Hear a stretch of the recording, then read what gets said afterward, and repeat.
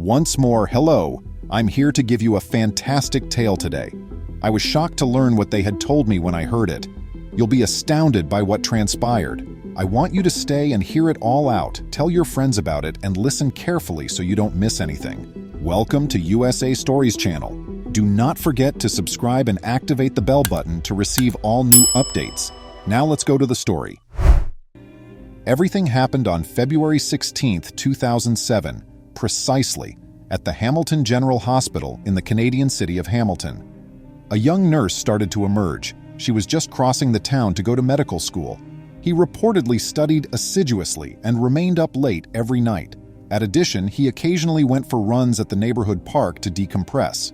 However, he was about to experience something that would change him forever. They claim that after a particularly trying exam week, he chose to simply stroll and enjoy the day more quietly on one of these instances. He observed a guy going through the trash in one of Jaipur's numerous parks when he was there. He watched him for a minute, then realized something was wrong when he saw the man eating what he had taken out of the trash bin.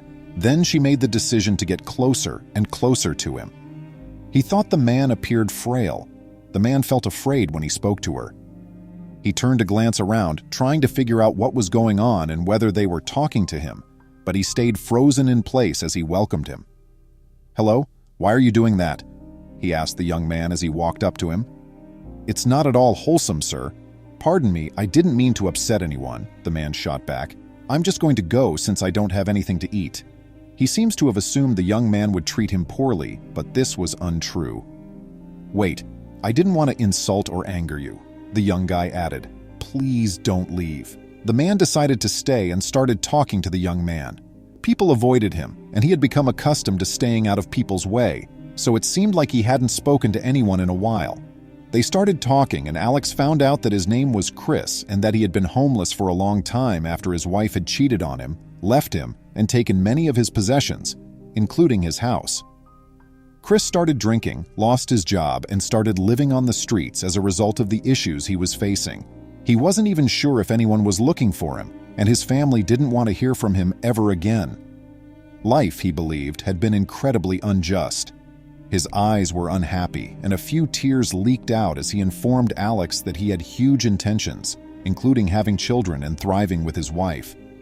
Although Alex could see the sincerity in the man's eyes, he didn't want him to go into further detail to avoid him crying. Alex then inquired as to where he spent his nights sleeping. The man informed him that he typically slept on a bench close to the park. The youth thought of an idea. He bid the man farewell, ordered him to remain there and not to move, and assured him that he will be back. Anxious, Alex ran to his apartment and looked through his things for old clothes, shoes, and food to give to the homeless guy. He questioned whether he was acting morally and whether Chris had made things up as they went along. Upon his return to the park, he looked all over for Chris but was unable to locate him until he noticed him strolling away in the distance. He questioned him why he was going after catching up with him. Chris informed him that he had been asked to leave by some adults and that some youngsters had been bugging him. Additionally, he believed Alex would not return. He looked at me and said, "Look, I apologize for the delay." Chris started crying and said that no one had helped him like this in a long time when he saw what Alex had brought him. Along with some food and clothing, Alex handed Chris $15 so he could get his hair trimmed and look better. He advised him to reprocess his paperwork and perhaps look for work with the money carefully. While driving home, Alex questioned the morality of his actions. He was afraid Chris would sell the clothing and take the proceeds to purchase more booze. However, he had a feeling that Chris would behave honorably and truly. Alex had Chris swear before they left that they would not spend the money. Alex and Chris saw one another more frequently as time went on. Chris was even assisted by the young man in enrolling in an AA treatment facility.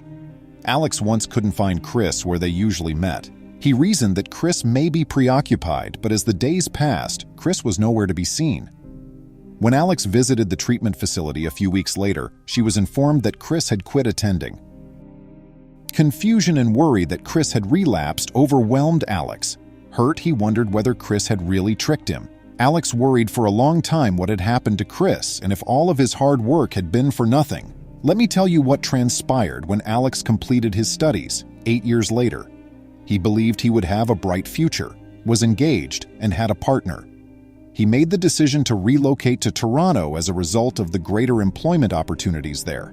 He was planning to pursue a medical specialization that he truly enjoyed as his field of study.